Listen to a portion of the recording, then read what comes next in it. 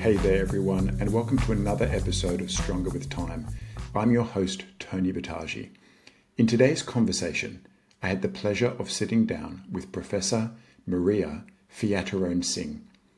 Dr. Fiatarone is a geriatrician whose research, clinical and teaching career has spanned close to 50 years and is focused on the integration of medicine, exercise physiology, and nutrition as a means to improve health status and quality of life across the lifespan. She has held the John Sutton Chair of Exercise and Sports Science in the Faculty of Health Sciences and a professorship at the Sydney Medical School at the University of Sydney since 1999.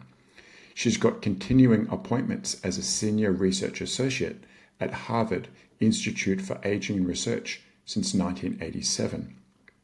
The focus of her work since the early 1980s has been on the prevention and treatment of sarcopenia and its clinical consequences in older adults, in particular both physical and cognitive frailty, with anabolic exercise called high-intensity progressive resistance training.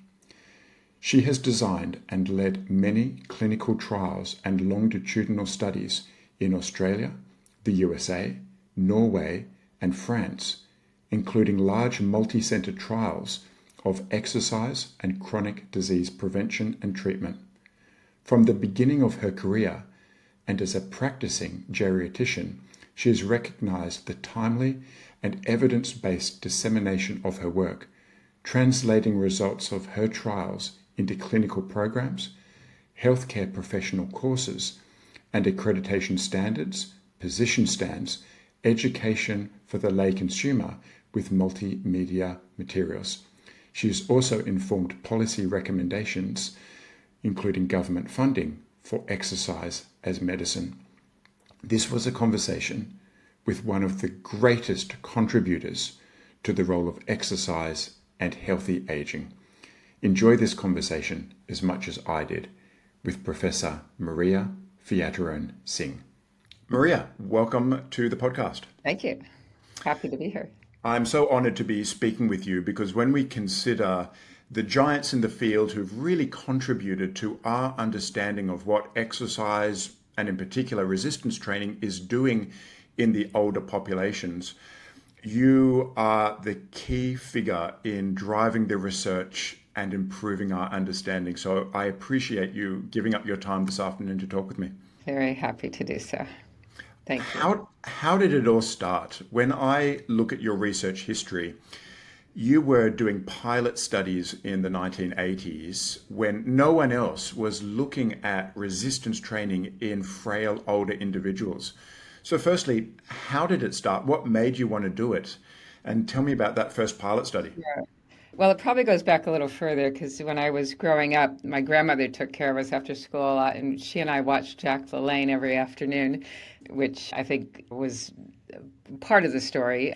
And when I was in high school, she actually had an accident falling off a ladder and broke her hip. And at the time, there was no geriatric medicine in the States, and she ended up with all of the horrible complications that you can imagine from a hip fracture, including delirium and decubitus ulcers and a stroke and malnutrition. And at that point, when I was a sophomore in high school, I decided that I wanted to be a doctor because I needed to fix this problem and do something about geriatric medicine. So that's actually why I became a doctor in the first place. I wanted to be a vet before that. And when I was in medical school, there was, again, no geriatric medicine, no exercise, obviously, in medical school curriculum. And I was telling everybody I wanted to start a geriatric sports medicine clinic. And no one knew what I was talking about, and neither did I, really. But after I finished medical school, I went to do my residency in Boston, and there happened to be a program in an elective in geriatrics that I took, and that sort of led me to think there was probably something to this field. And when I finished my residency, there was the very first geriatric medicine fellowship opening at UCLA in 1985, which I went into.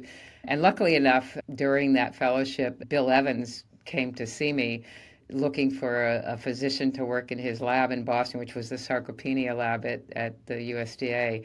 And so I took the job and became the lab physician essentially. And it was a whole lab about sarcopenia, which I'd never really thought about, although I guess my Jack LaLanne days did sort of prep me for that.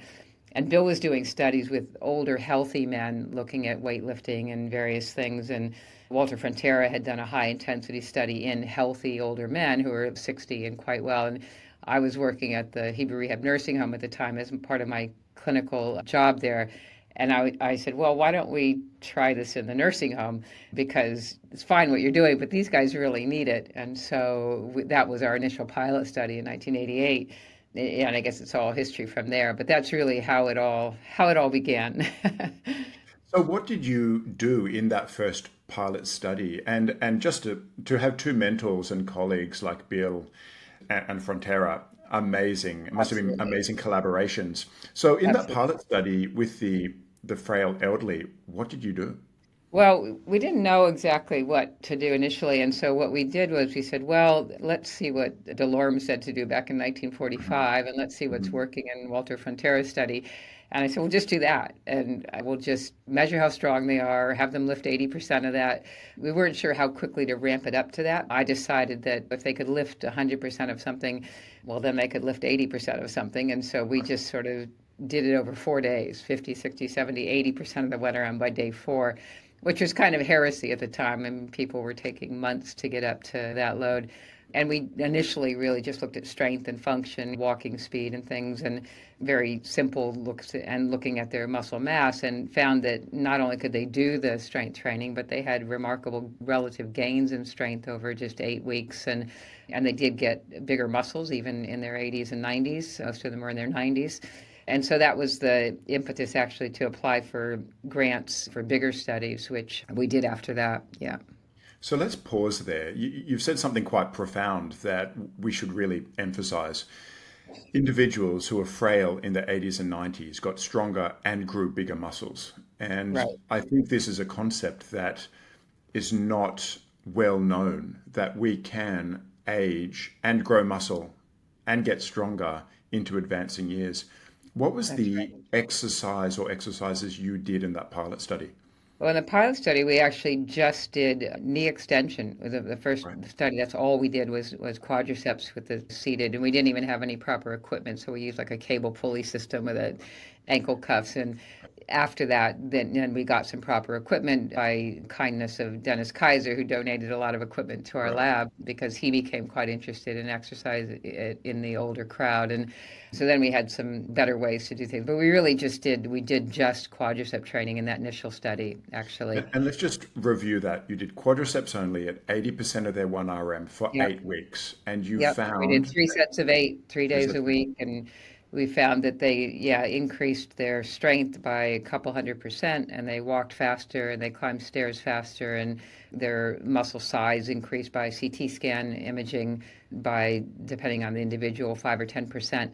So we then actually looked to see what happened when we stopped the training because we weren't sure how long it would last. And we found that over 4 weeks of detraining, when we just stopped training, they lost about a third of their gains in that just 4 week period. So that led us to the conclusion that you need to keep it going if you're going to, yeah, have any benefit be sustained. I can imagine at that time you were quite pioneering, and there would have been a lot of pushback to do this kind of work in that population group. It would have been dangerous. We don't know what it's going to do. You're probably going to send these people to the grave rather than trying to help them. And you showed the exact opposite. So it must have been a very gratifying experience to show after 8 weeks all the aspects we would consider of functional capacity improved with such a very simple intervention. That's right. That's right. And actually, the the reason we did the pilot initially is I was interested in nutrition at the time as well, and vitamin D, and we were going to do a study of vitamin D supplementation for its effects on muscle mass and strength. And one of the testing things we had to do was like a little stimulation of the adductor pollicis with a little electrical current, because that was a sign of vitamin D deficiency is impaired muscle relaxation. And the ethics committee went crazy over the idea that we would put this little stimulator on their thumb, and they wouldn't approve the study. And so while we were waiting, Bill said, well, why don't we just do a strength training study in the nursing home while we're waiting for this other ethics, which did ultimately get approved. But that's really why we did the pilot that summer, which was my first summer there, because we were kind of waiting for something which is really much more innocuous, really, to be approved. And then once we had the results of this study, which obviously got quite a bit of publicity, then we sort of said, well, let's just continue with this thought process. Yeah. Right. So let's talk about then that 1994 study where you got funding and you could look at a few different groups to compare it to Right. essentially placebo. And that's what we need in research, because anyone who takes up exercise and know that they're being monitored, then it's difficult to tease out a cause and effect. So you did exactly that. So talk to us about that next study you did. Right. So the next study, which was part of a group of studies called FIXIT, which was frailty and falls prevention studies, we were one of the sites that got that grant from the NIH, and our study was about exercise and nutrition. And we did it in what's called a factorial design, where people got either one or both interventions. And we wanted it to be as tightly controlled as possible. So the exercise was, again, high intensity weightlifting exercise. At this time, we did have the Kaiser equipment. So we still just did lower body. We did leg press and knee extension. That's it in that study. The nutritional intervention was a multi-nutrient supplement, kind of like Ensure type of supplement. The placebos, for the exercise placebo, we had them do 3 days a week of like recreational therapy classes in the nursing home. So the typical kind of gentle exercise or other kinds of. And was that called the SMILE intervention? Well, it actually was. So I was looking for You guys like your acronyms. yeah, I didn't invent that interview. I was looking for a way to like keep them, have a blinded control group. And so I Right. found this program, and I think it was in Michigan, called SMILE, So Much Improvement for So Little Exercise, it was Right. called. Yeah. And I looked at the program and I said, well, that's a perfect placebo for me. So we had them do that, or versions of that, and then the control for the nutrition was Crystal Light, which is a non-nutritive drink, same volume. And again, they didn't know which one was the effective supplement. So we did that study for 10 weeks. We had a lot more outcomes because we had muscle biopsies and electron microscopy and bloods and nutritional assessment and body composition of all sorts, total body potassium, CT scans, bioelectric impedance, as well as anthros, and lots of functional outcomes, cognition, depression, etc. So that study was, again, quite effective in terms of improving strength, improving not just muscle size, but in terms of the electron microscopy findings, we saw that there were actually new myoblasts and myotube formation, embryonic myosin way up, IGF in the muscle increased 400%, I think. So lots of changes in the muscle itself, as well as in the functional and other outcomes that we were looking at. Well, that was tightly controlled. And Yeah. tell me more about those findings, because then this opened the world to doctors and the allied health people to really understand the potency of resistance training in older populations. Yeah, I mean, I think what was it was, again, only a 10-week study, and so we don't know, how much more improvement there could be. But what's interesting is that in those 10 weeks, the people who were in the active groups had about a 13% improvement in their, or increase in size of their type 1 and type 2 fibers in their skeletal muscle quadriceps, whereas the controls in that period of time had lost about 10% of their cross-sectional area. So a difference of 20% in just 10 weeks. Right. So my take on that was that doing nothing, these people were basically wasting away in front of our eyes. And so that was a sign that really and they're in a good nursing home, Harvard affiliated, manned by all of the Harvard professors and geriatric fellows, and couldn't really get better sort of institutional care. But despite that, we're actually not getting the kind of anabolic medicine they really needed, and none of the drugs they were getting were anabolic in nature in that sense. And so I think that was, it was really very optimistic about what you could expect. And also this idea that you don't get hyperplasia after embryonic life is not correct. You do. And so I think that for the time was actually, and I still see people say that hasn't really necessarily hit everybody's consciousness yet, that actually you can induce both hyperplasia and hypertrophy with good anabolic exercise. So interesting, the people who had the supplement and the exercise did have more hypertrophy than the ones who got exercise alone. The strength gains were only slightly higher, not markedly, but I think these from that we sort of take that, and these are people in a nursing home, so probably a lot more undernutrition than in the community, obviously. And we don't supplement everybody who's weightlifting. If somebody's undernourished, we certainly do, and if it looks like they're sarcopenic already, then we do give them protein supplements after training, for example. But there isn't a need to really supplement people who are healthy and well nourished. I think that again is sort of out there, but is not really correct. Yeah, and I think that's been shown now across both sexes, across all age groups, Yeah. that there is a dose that's needed, and anything above that Yeah, so above like is 1.6 grams per right. kilo, you're not going to get any more hypertrophy. And even in older adults in general, even that dose doesn't really necessarily give them much more in the way of lean body mass. So I think, yeah, we use it clinically. So if people are malnourished, you feed them. If they're starving, you feed them. If they have micronutrient deficiencies, you correct those. But we don't across the board blanket give nutrition when it's not needed necessarily. Right. And we've had Stu Phillips on this podcast who also talked about 1.6 grams per kilo of body mass. Yeah. And most people, when they consider protein and resistance training, they are in the younger age bracket. And there's this concept of anabolic resistance that goes around that once you pass menopause, then you will need, because of the decline and stop in estrogen, you will need more protein to stimulate those muscle growth pathways. So, if I understand you correctly, the resistance training is sufficient enough to drive that hypertrophy and hyperplasia.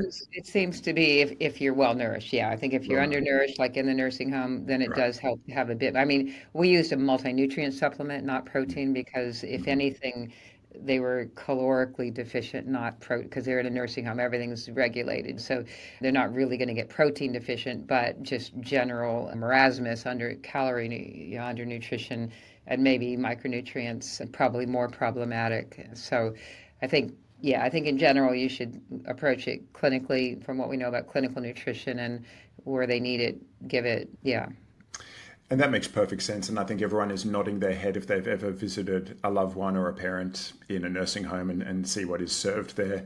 I think undernourished is probably a key word. yeah. And I mean, and the other, yeah, interesting thing is Bill and some other students had done other studies at the time at Tufts, and it turned out that at zero point 0.8 grams per kilo a day with the RDA for protein, a lot of older adults were actually in negative nitrogen balance when they measured it. But and then they did a study where they actually upped them to 1.6 grams per kilo, and everybody went into positive nitrogen balance. But the more interesting thing was the ones they had divided them into people who were sedentary and people who were weightlifting. And the ones who were weightlifting were actually in positive nitrogen balance on zero point 0.8 grams per kilo. And so they went up even more when you gave them more protein, but they didn't actually need it because the weightlifting itself was Right. nitrogen retentive because it's anabolic. And so it actually is the opposite of what everybody thinks. It actually reduces your need for protein if you're lifting weights, which is pretty much the exact opposite of what everybody thinks, is that when you're Right. lifting weights, you have to add more protein. Exactly the Right. opposite. Uh, Exactly the opposite, and a health message that should be made more publicly known, that resistance Absolutely. training really is the driver of all the things that we want. Let me just Yeah. pause on these functional outcomes you've had in these studies, because by doing something seemingly very simple, leg presses, leg extensions, lower body work, the ability to do life, activities of life improved.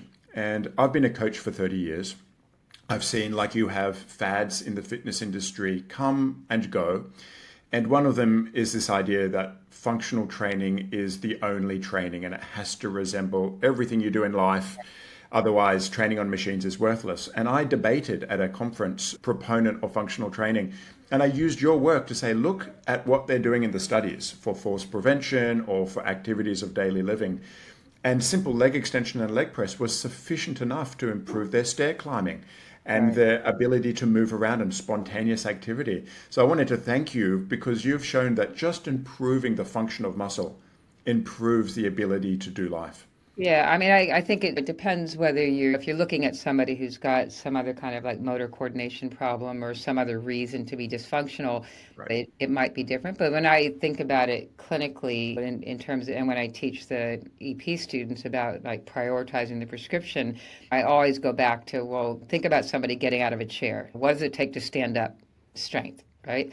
What does it take to stay up? Balance. What does it take to walk across the room or down the hall? Well, that's your aerobic capacity. So if you prescribe exercise in any other order, it doesn't make sense for somebody who is below that threshold where getting out of a chair is easy.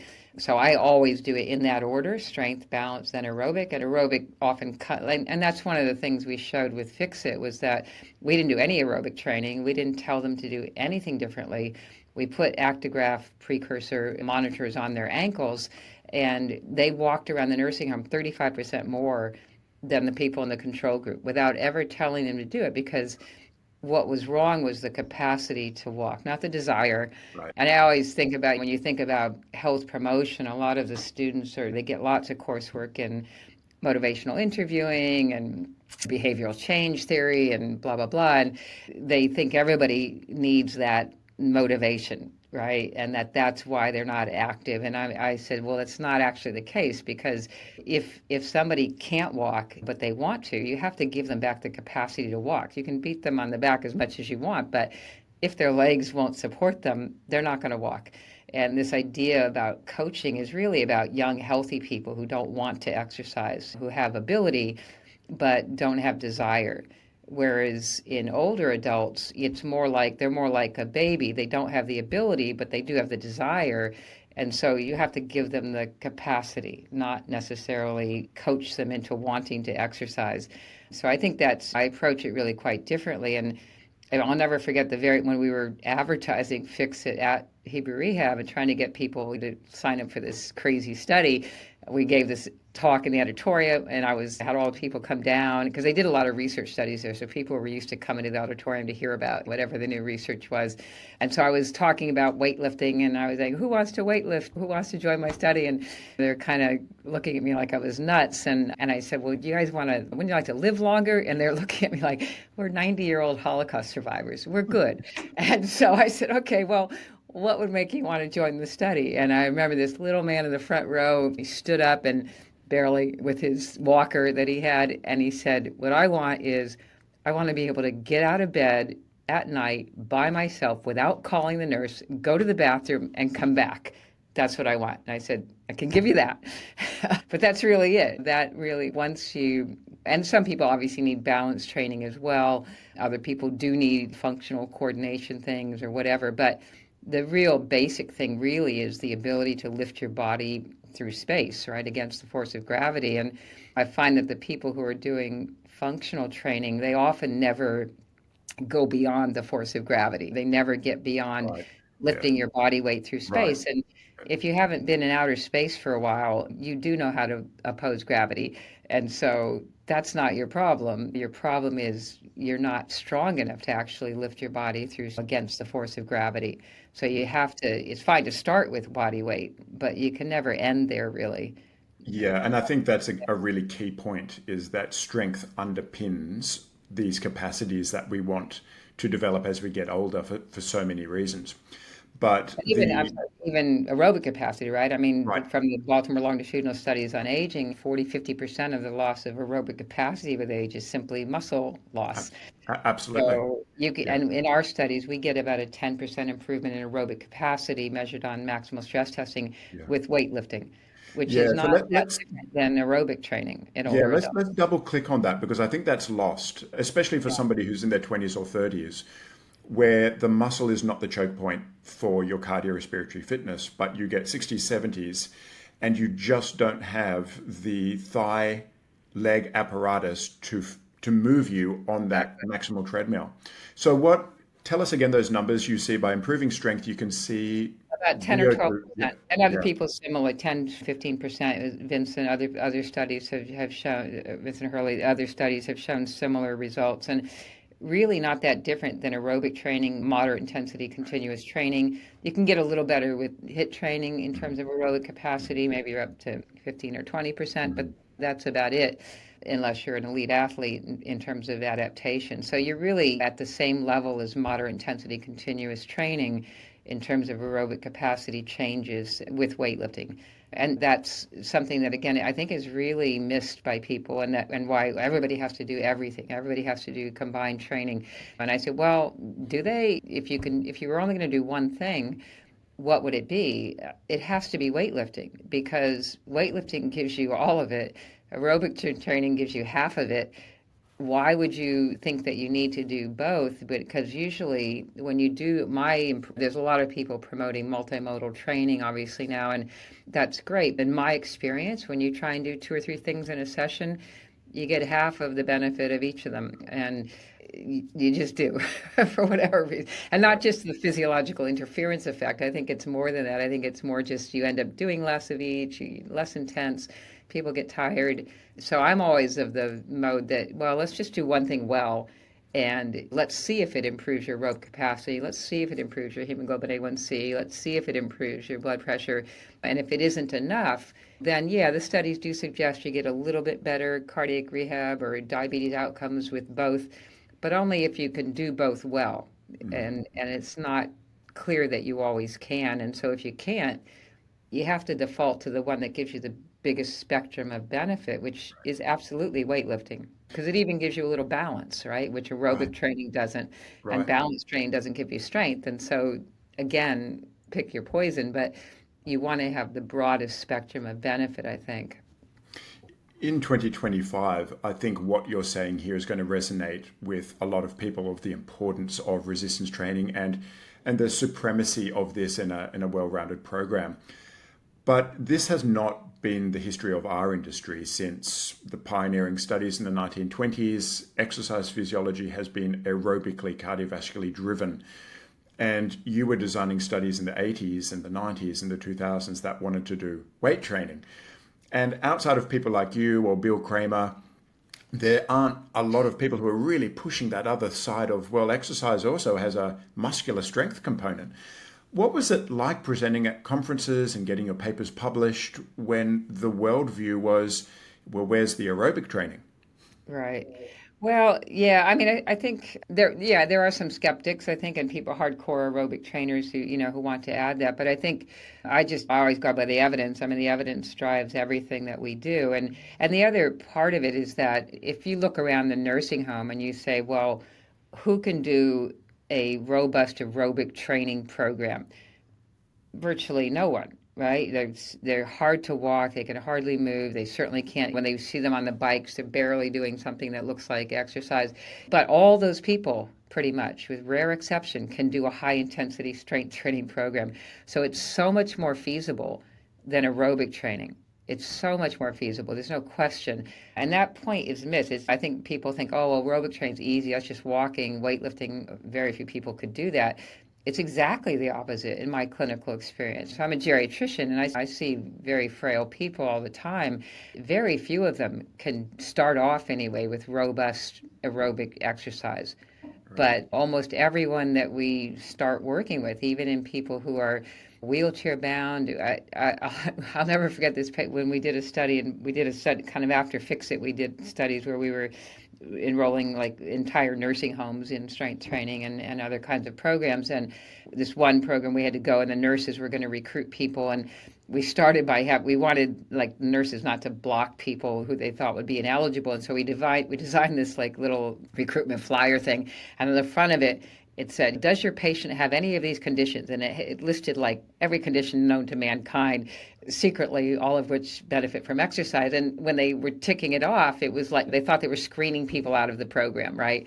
And so they made all the ticks, and then it said, turn over, please. And it said, congratulations, your patient has 12 conditions that qualify them for exercise. And so to me, it was always about turning screening on its head, like not screening people out, but screening people in, because they were insufficiently treated by their medical doctors with what they had. And so when we were doing that screening, I remember this one nurse came up to me and she said, oh, I have this patient. I don't know if she'll qualify for the study. Can you come and see her and tell me what you think?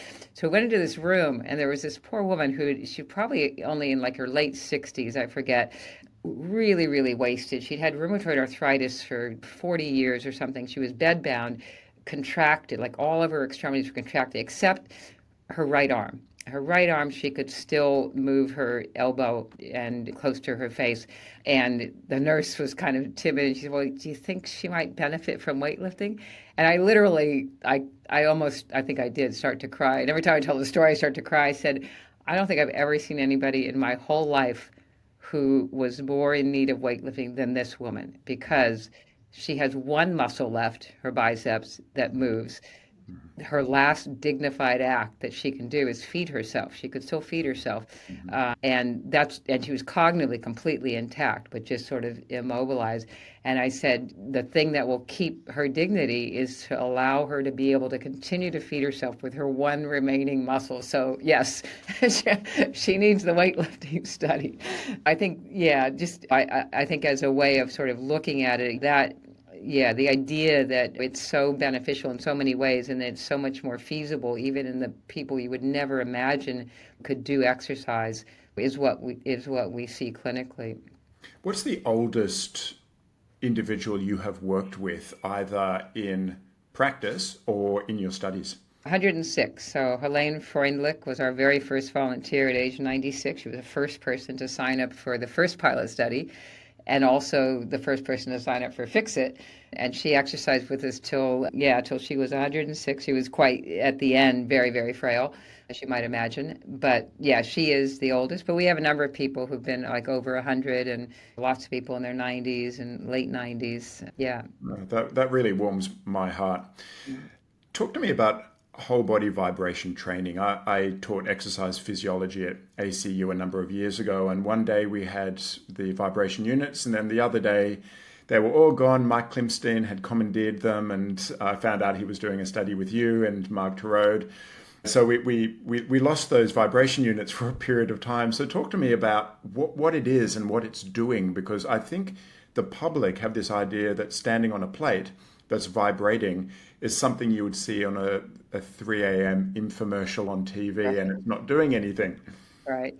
Well, I mean, I do think there is some benefit, probably for bone more than muscle, even at certain vibrations. Obviously, certain frequencies work and other frequencies are destructive to osteoblasts. But so there is some good, certainly animal data suggesting that for bone, it's good at certain frequencies. The problem with the human data is that often people have combined isometric or even dynamic weightlifting on the platform with the vibration and called it vibration. And so we actually did a study with those platforms that you said where we had people stand with their knees slightly flexed, with their knees straight, and then with more of a sort of a 25-degree bend at the knee, like an isometric contraction. And we looked at changes in bone and in muscle strength. And what we found was that when the knee is flexed, obviously the muscle is absorbing much of the force and the bone isn't really getting much of it. But with the knee straight, you feel it up to your jawbone if it's a fairly significant vibration. And when we did a systematic review of the literature, and we actually didn't find in the systematic review that there was a significant benefit for bone or muscle. And the problem was that a lot of the studies that said they were doing vibration platform really weren't. They really were doing isometric exercise, which obviously improves you.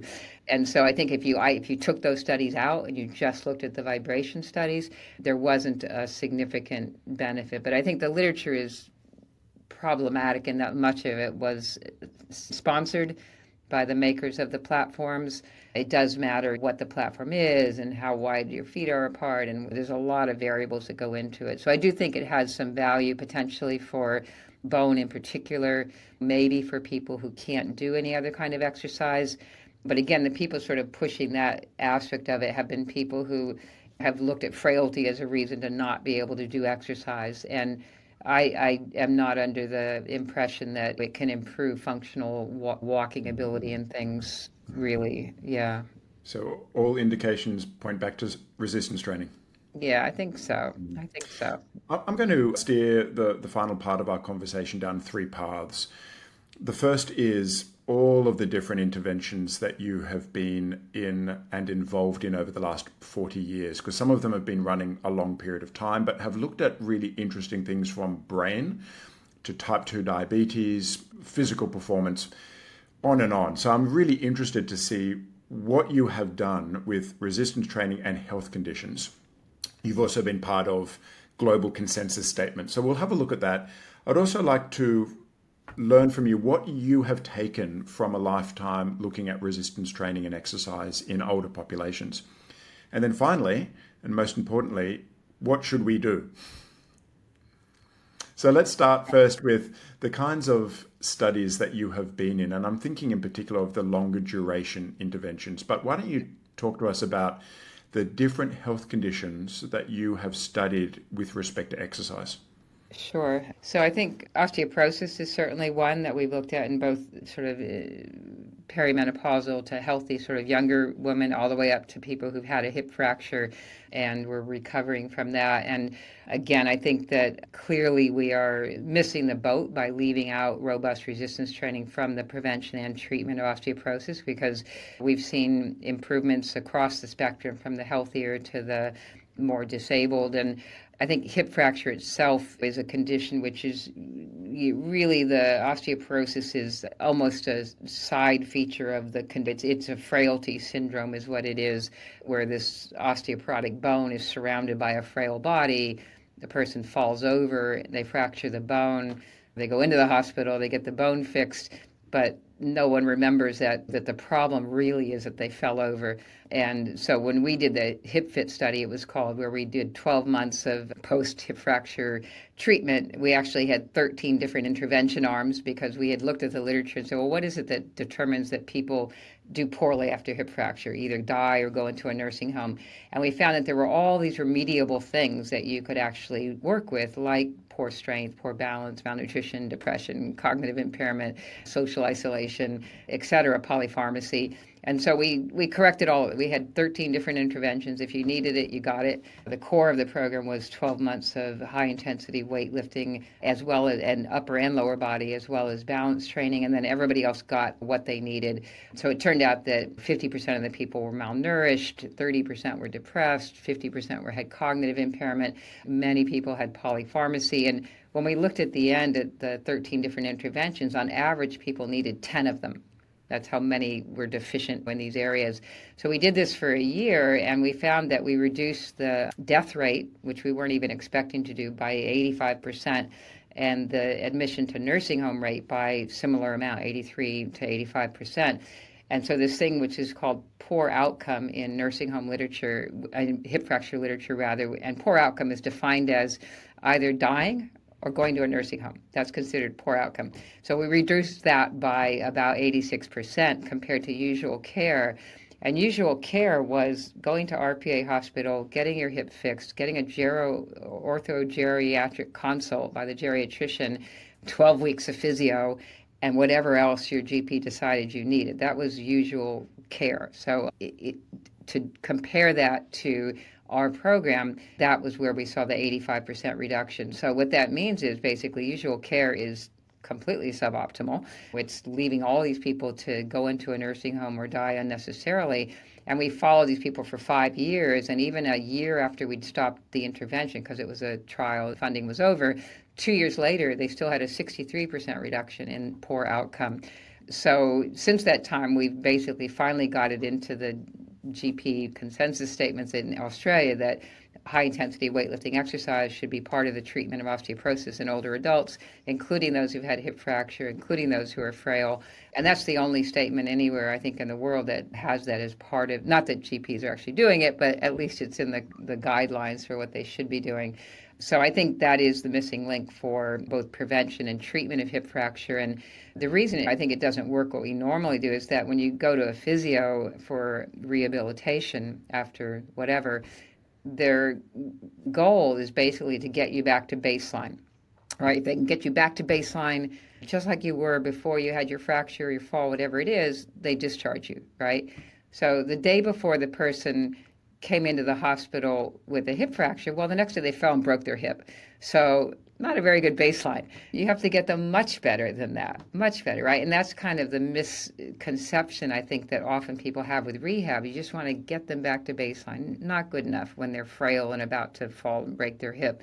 So that's, I think, one thing that we constantly sort of do is look for osteoporosis. We look for it in people who have risk factors for it, like people with Parkinson's disease or people with early menopause or men with smoking and alcohol intakes that are high, or a number of diseases that are linked with osteoporosis. So I'm constantly looking for it and then sort of adding it to the reasons to treat them. And what One kind of of the other, dose are you sorry. using? What kind of dose are you using when we talk about resistance training and bone? What's the frequency? What kind of intensity? What kinds of exercises? Are there special things that you use if you are at risk of hip, femoral neck, lumbar spine? Yeah. Are you Well, using yeah, squats or leg absolutely. I press or? mean, yeah, it is dose related. So the bone changes have been shown to be related to total tonnage. So we are always going towards the higher tonnage. Most of the time, we use 2 days a week. The 2 to 3 days is probably the threshold. Three might be a little better, but a lot of people can't commit to 3 days a week. And HipFit, we did 2 days a week and it worked. So that's kind of the minimum, I would say, 2 days a week, always going for high intensity. There is some And what does evidence. high intensity mean in these studies? Same thing, 80% of the peak 80%. strength. So yeah, I mean, we don't exercise them right after the fracture. The Yeah. period of time we used was 6 weeks is when the fracture heals, unless there's non-union. There are studies from Germany, Klaus Hauer using starting right at 6 weeks. We tended to start about 12 weeks in our research studies, but you could probably start a bit earlier than that as long as there, and you can certainly exercise the rest of the body, right? And the interesting thing about HipFit is that we thought we would show that the benefit was about making their legs stronger. It turned out that the thing that kept them out of the nursing home was their improvement in tricep strength, which sounds odd, but if you think about it, if you want to live at home, Yeah, you you got to simply grab have it. to be able to transfer. It's all you need, right? It's all you need. If you don't want to have somebody there with you and you don't want to go to a nursing home, you just have to be able to transfer. So that was what we interestingly found was that tricep strength, which was related to their ability to transfer and get out of a chair, was what was one of the most important predictors of not going to a nursing home, which is really interesting. So we include that in our studies. And the other thing that's been shown is that power training probably is a little bit better than traditional strength training for bone. Bone loves fast velocity as well as different angles, whatever. So if we can get people to power training, we do it. We don't do low intensity power training because that's dangerous. Right. You rip your rotator cuff or your meniscus. So we do Right. high intensity power training, which Yeah. And what does means, that look like in practice? Is that well, it just looks the like you're intention you're to mo- move you're mass? moving it concentrically fast, but not as Right. fast as it would be if it was a low load. The Right. benefit, and we've studied this, and the benefit is that if we compared 20, 50, and 80% loading with power training to see what the changes would be in strength and power and endurance and balance, and it turns out that high intensity power training, where you're trying to go as fast as you can, even if the external load doesn't look as fast, Mhm. had the best outcomes in terms of strength and power and endurance.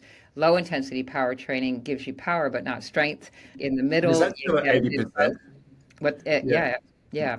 And so if you're already strong and all you need is velocity, like a young person, well, then you can do your power training at 30 to 50% of the 1RM. But if you're weak, and let's say you also have rotator cuff disease or knee arthritis, if you try and lift a light weight as fast as you can, you're not going to get stronger and you're very likely going to damage your joints. So high intensity power training is safer and just as effective for power. If people are really fit, we can go down a little bit to 60% so they can get a little more speed up. But we don't want to ever sacrifice the strength adaptation, which requires the higher strength.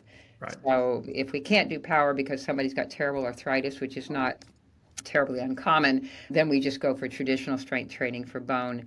And then we obviously worry we don't do any forward flexion because we're worried about thoracic compression fractures, which happen with forward flexion. We've emphasized the back extension because that's been shown to prevent compression fractures by Sanaki for years ago. So we do a lot of back extension. We use the major muscle groups, particularly for the lower body, hip abductors and dorsiflexors, because those are the muscles you need for falls prevention. Upper body triceps for transferring and also for rehabbing if your legs are hurting. Obviously, you need to put more pressure on your arms. But yeah, so that's how we sort of treat the osteoporosis. Let's just pause there because there's a significant viewpoint in the health space that females need very heavy loading, and that is typically 4 or 5 repetitions, which would be around 90% of 1 RM. And they need this because of the loss of fast fibers and the loss of estrogen. The second is that isolated exercises shouldn't be used, and it should be primarily squats and deadlifts. when I read your literature and the outcomes, I am seeing 80% of 1RM, which is closer to 10 or 12 repetitions. And I'm also seeing leg press and leg extension and dorsiflexion and ABA deductions based on what you've got in your strong clinic. So where does this viewpoint come from, and what are your thoughts on it? Yeah. Well, squatting, in my experience, most people can't do it because of knee arthritis in my cohort. So we don't do it. And if you think about what you're trying to do with the squat, depending on how you do it, you're trying to get the hamstrings, quads, and glutes. And you can do that in other ways. So you can do knee extension in people with terrible knee OA on a machine. It doesn't hurt their knees at all. But when you try and squat those people, they can't do it. And if we do any squatting, it would be with forward flexion, so you're emphasizing the glutes, not the quads. Even on the leg press, put the legs up high, so we're emphasizing the glutes and sometimes the adductors. So deadlifts are good if you can do them. I think technically it's harder for some people, but we do RDLs and we do glute-focused deadlifts and things. So it's really the knee arthritis is a limiting factor for most people in terms of squatting. So I just don't think you need to do that to get the muscles to adapt. And we use both combo exercises as well as isolated. We use a combination of both usually, I would say. Yeah. And that makes sense from all the things that we need to do in life. Yeah. And no exercise has the monopoly to do everything, so it makes sense. Yeah.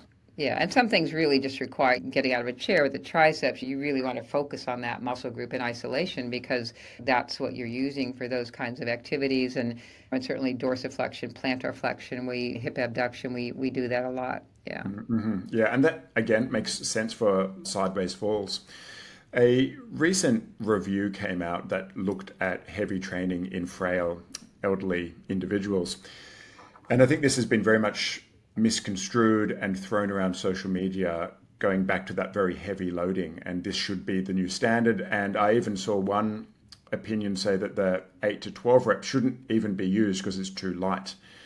Well, we use 8 reps. I mean, we use Right. 80% is about 8. We don't go beyond that. And the problem, I think the other issue with going with the higher reps is that generally people's form deteriorates over the course of the set.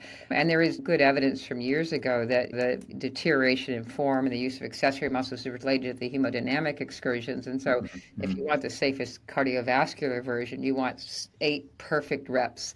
Right. And call it a day. And if you can do more than 8, it's too light. So we basically don't ever go to failure. That's not a good idea. That's how you hurt people, is by going to failure. And you can get plenty of recruitment of the last dregs of the fibers, I think, as long as you have the load. And when we can't measure 1RMs, we use the Borg scale. We've tested it out, and we know that if they're at sort of 16, 18 on the scale, that's about 80%. And we train our trainers to look at somebody and know what their Borg rating is. If they can't tell us, we can look at them and we know immediately from across the room, that it's too light or too heavy. And so we're always about perfect form and it being at the right perceived exertion. And if you do that, that's how you avoid injury, and that's how you get sort of continuous progression. Mm-hmm.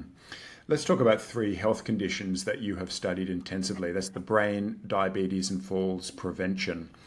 What work have you done and what have you found in those 3 areas? Yeah.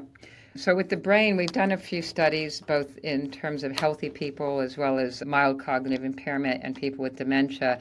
And in some cases, we've looked just at strength training. We've also done a study recently called Maintain Your Brain, which was a large study with 6,500 people with a combination of Mediterranean diet as well as resistance training and aerobic training and mental health assistance in terms of anxiety and insomnia, and then cognitive training. So it was all 4 interventions if people qualified. So it turned out everybody in Australia needed the Mediterranean diet. 98% of them, 99% of them were not meeting requirements for strength training and aerobic training. So everybody essentially got our interventions, and about a third of the group got either cognitive training or peace of mind sort of training. And we showed that over 3 years with this totally online intervention, we were able to improve cognition compared to a control group that just got sort of control advice, but not really tailored advice. And they improved their strength, they improved their strength training in participation, they improved their aerobic activities level, They improved their cognition, improved their depression, improved their body mass index, improved their diet quite substantially. So all of the kind of secondary outcomes that we thought would lead to the cognitive benefit improved. And we're now applying for funding to disseminate it kind of Australia-wide and via either smartphones or apps or website sort of dissemination. So that's one, which I think took people who didn't have mild cognitive impairment. They had risk factors for dementia to get into the study, but not dementia or pre-dementia. The other couple of studies we did, a study called SMART, which was again in people with mild cognitive impairment. This was a face-to-face trial, and we were interested in the combination of strength training and cognitive training because it seemed that dual training might be the best way to get at different ways that the brain adapts. And so we did our typical high-intensity strength training for 6 months. The cognitive training was like a computer-based sort of progressively difficult cognitive program. And then it was a factorial trial, so either got one or both or placebo versions of those. The placebo version, again, was the SMILE exercise program for the exercise. The placebo version of the cognitive training was watching National Geographic videos and taking a little quiz at the end, which is not helpful for your brain, turns out. That is a placebo cognitive activity. So what happened at the end of 6 months is that they improved their cognition quite substantially, and they had MCI to begin with, so a high-risk group for dementia. They got stronger, the ones who were in the strength training group. About 64% of the cognitive benefit was mediated by the strength gain, even though they all got the same intervention. Some people adapt more than others, and there were other secondary outcomes. And when we looked at the brain, they had an enlargement in this part of the brain called the posterior cingulate cortex, or the PCC, which is a little area in your cortex which is actually a center for empathy and altruism, believe it or not.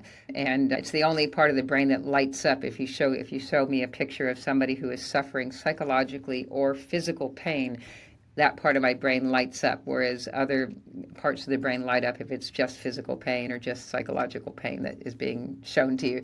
So anyway, this part of the brain, for whatever, which is interestingly one of the very first parts of the brain that atrophies in Alzheimer's disease before it's diagnosed, which may have something to do with the sort of social disconnect that starts to happen in people who are losing their memory. They may be less aware or empathetic towards people's emotional sort of reactions to things.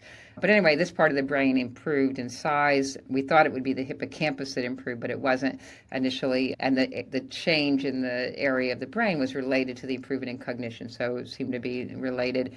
And then that was actually at 6 months. We didn't do anything between 6 and 18 months, but when we saw them again in 18 months, we found again that those same improvements were still there after the 6 months of weightlifting. The combined group, which we thought would be the best because they got different ways of attacking the brain, which actually did the worst. They were worse than the control group in terms of adaptation. It may have been too stressful. It may have been our paradigm, which was to do it sequentially rather than at the same time. And the more modern dual tasking has you do two things at the same time, which is a little bit hard to do with weightlifting. It's hard to do a very complex sort of activity. But anyway, the control group, the combined group was not as good. And very interestingly, the MRI scans that we did of the brain at 18 months showed that now the hippocampus, the atrophy that you typically see in people over 18 months, was actually attenuated or even reversed in the people who were in the exercise group.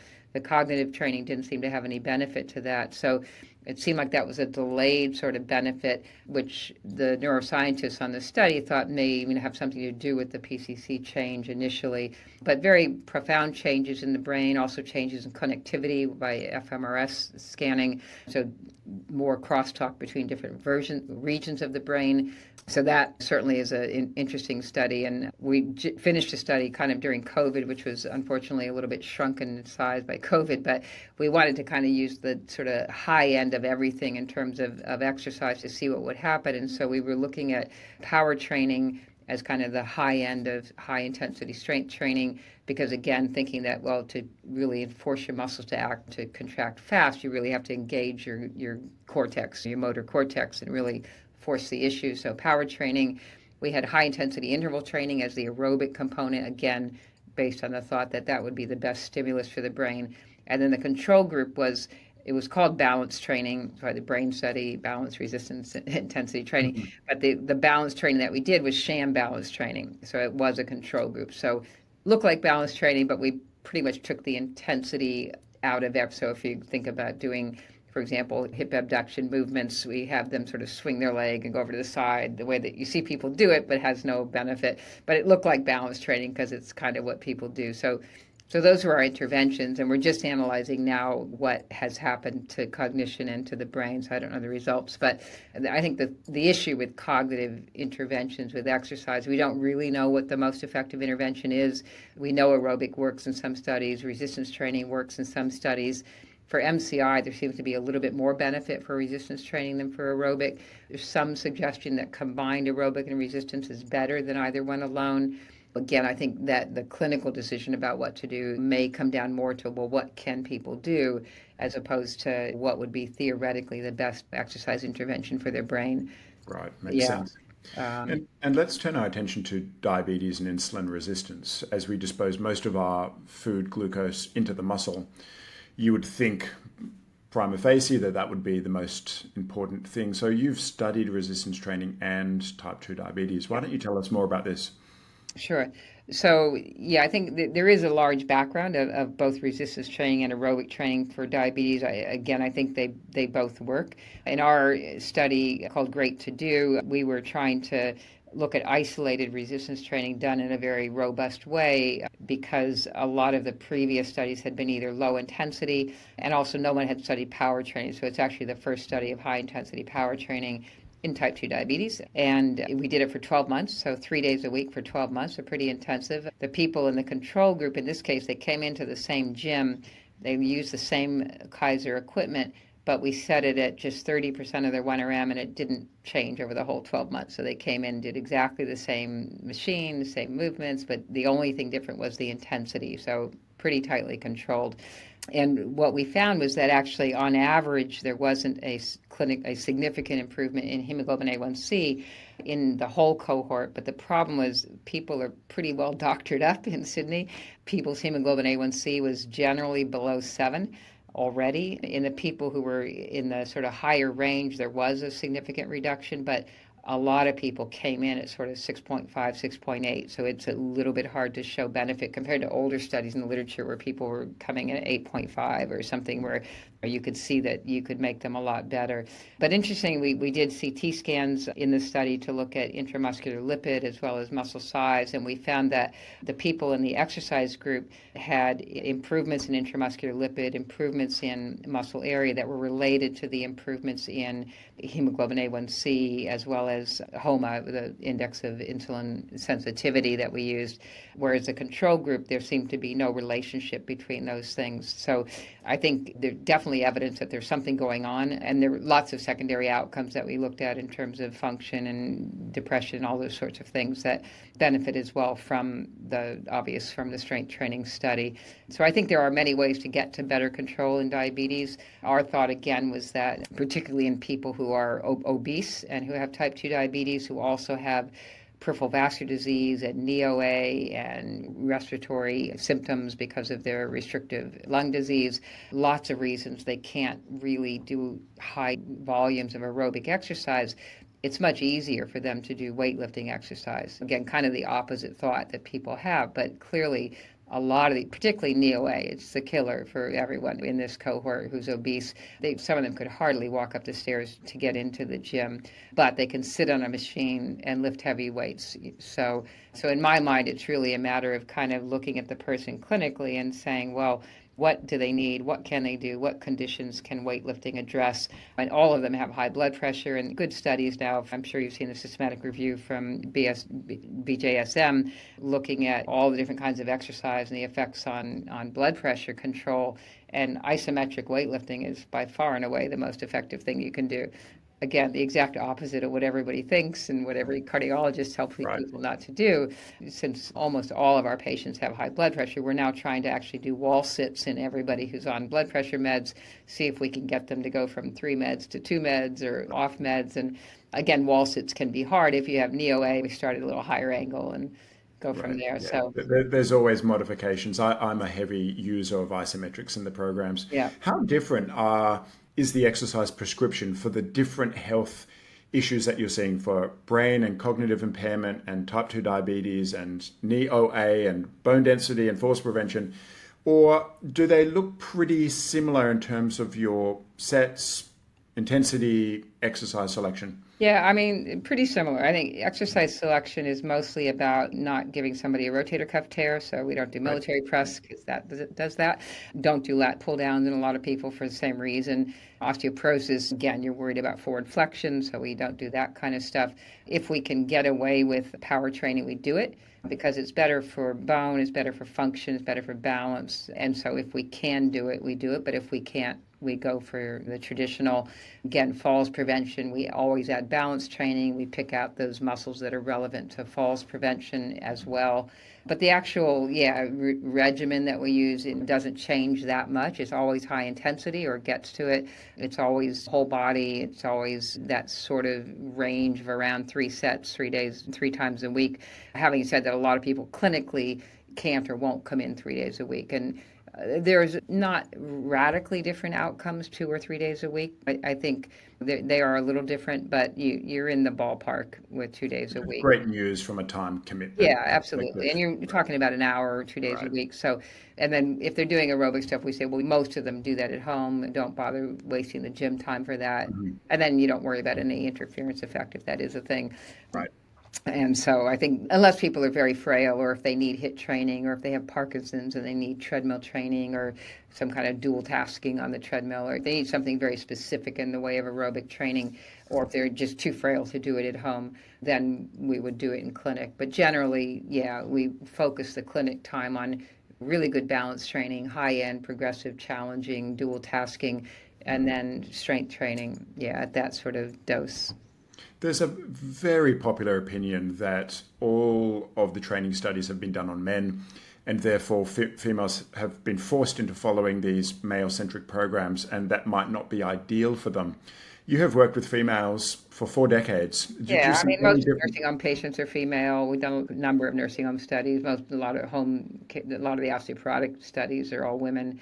So, and most of our like diabetes, they're about half women, half men. So I don't Do you find treat them differently in any manner when it comes to not exercise? really. I No. mean, women are eccentrically stronger, but the main thing about eccentric contractions is people won't do them. I have to close my eyes every time I go to the gym. Like, what are you doing? Where is your eccentric face? Right, right, I right. can't stand to watch it. I just like, Yeah, yeah. "Ugh." So yeah, we don't really train them differently. I think we do, what they need, which is figure out how strong they are and then use a high percentage of it and leave it at that. I mean, they're more likely to have osteoporosis, so we're more concerned about things like forward flexion. But we do impact training if we can get away with it with osteoporosis. But again, that's just about arthritis. If you have it, you can't do it. And so we limit the impact training to people who don't have significant either lower extremity or back OA. So let me wrap this conversation up with, what do you do? Because what you're doing in your training will be a synthesis and application of everything that you've done in your studies. So everyone wants to ask nutritionists, what do they eat? And a sleep Right. expert, how much do they Which is sleep? embarrassing for them, by the way. When you meet them at McDonald's, yeah. Yeah, yeah. So what are you doing? And may I ask your age? Yeah, 71. 71. Okay. Tell us about what you're doing for exercise. So I try and go to the gym every morning. I do unless I'm traveling or something that can't. So I go before work because I'm too tired at the end of the day. Mhm. I just do weightlifting there. I don't do any aerobic exercise because I feel like I'm getting that in random life circumstances. And I pretty much switch, I'd say, sort of legs, arms to most of the time. So because I only have say 40 minutes or so to do it before I have to go to work. So pretty much only one or the other. And I do, I mean, I basically kind of, if I haven't used an exercise or I don't know what I can do, I do a quick 1RM on myself and I use the weight that I could lift. The one I couldn't lift, I can't do that one. I do the one just below that. So I'm probably at sort of 90% because I do the heaviest weight that I can lift actually. And it's probably around that. And again, I would do like 3 sets of 8 of that and move on. I do a combination of machines, but also like cable pulley stuff and some RDLs and deadlifts. My favorite is the inclined leg press. I love to load that up. Right. I've actually seen you doing some astonishing weights on Have you? Facebook. Right. Very impressive. Maria, you've been very gracious with your time. Your contribution to our industry is beyond description. Oh, I appreciate you giving the time and your life's effort. Where can people find more about you? When is the book coming out? And how can we get more of you? Yeah, well, I mean, I wrote a book years ago, "Exercise in the Older Woman." That's out. I mean, on our we're fixing up the Strong Center for Strong Medicine website at the moment. We're going to be putting a lot of information on there. So we've got our literature studies and new bits of educational things. So the Center for Strong Medicine, that website, which it should be up and running very, very shortly. I mean, it's up now, but it'll be revised shortly. So on there, you'll see, yeah, lots of stuff. I mean, you can Google me and find my articles, I guess. Yeah. There's a few talks on YouTube that I've given for Michele Esquerdo and others that are kind of go over the rationale for resistance training that you could locate. But people can also just email me and ask for information. Well, I know you get thousands of emails a Yeah, week. they can come to Strong and watch what we do. We Yeah, great. entertain people all the time. So yeah, happy to do that. Well, you're a 20-minute drive from me, so I'll make sure I pop up and see you in action. So, Maria, thank you again for your Oh, time. my pleasure. Thank you. Thanks for tuning into the Stronger with Time podcast. If you've enjoyed this episode, please consider subscribing or sharing it with someone who would benefit from hearing this. And if you're ready to go deeper, the 9-week Science of Thriving course is available now. The link is in the show notes.